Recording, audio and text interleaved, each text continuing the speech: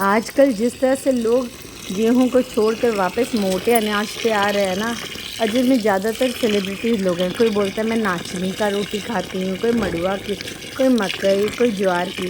तो पहले ज़माने में हमारे बूढ़े बुजुर्ग यही खाते थे। हम लोगों के खाने में गेहूँ इस तरह से शामिल हो गया है ना कि उससे हटा पाना पूरी तरह बहुत मुश्किल है। तो फिर क्या, मैंने अपनी दादी को फ़ोन मिलाया जो अभी 82 ईयर्स की हैं। उनसे मैंने पूछा कि दादी आप लोग बचपन में क्या खाते थे। तो उन्होंने बोला कि बचपन में हम लोग तो खेत में जो मड़ुआ, मकई, ज्वार, बाजरा यही सब जो होता था वही खाते थे। तो मैंने बोला दादी आप लोग गेहूँ नहीं खाते थे क्या? तो बोलते बेटा गेहूँ हम लोग के लिए नहीं होता था, बल्कि जो घर में गेस्ट आते थे ना, दामाद लोग, उन लोगों के लिए गेहूँ होता था। तो मैंने बोला दादी आप गेहूँ को कैसे आटा बनवाते थे? मैं चक्की तो होती नहीं थी ऐसे बाहर में।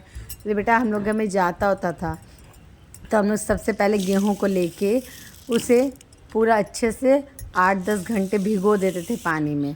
उसको भिगो कर जब वो फूल फूल के मोटा हो जाता था तब जाके हम लोग के पास ढेकी होती थी। वैसे दोस्तों मैंने ढेकी देखी है, लकड़ी की होती है। तो उसमें हम लोग पहले अच्छे से उसको मोटा कूट लेते थे, जितना कूट पाते थे।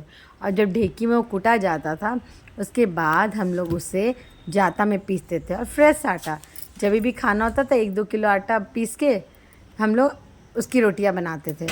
तो वही मैं सोचूं कि मेरी दादी भी जो 82 ईयर्स की है, 82 साल की है और स्वस्थ है, तो उसका यही राज है। तो फिर मैंने भी उनका तरीका अपना के अपने गेहूं को धोया। और ये देखिए शैतान चोर, मैंने अपनी चादर को कहीं कहीं मेरा हल्का सा फटा हुआ था चादर, उसको चोंच मार मार के देखिए क्या किया। उसे मैंने ढक दिया था थोड़े छोटे छोटे टाइल से, लेकिन फिर भी कोई फ़ायदा नहीं।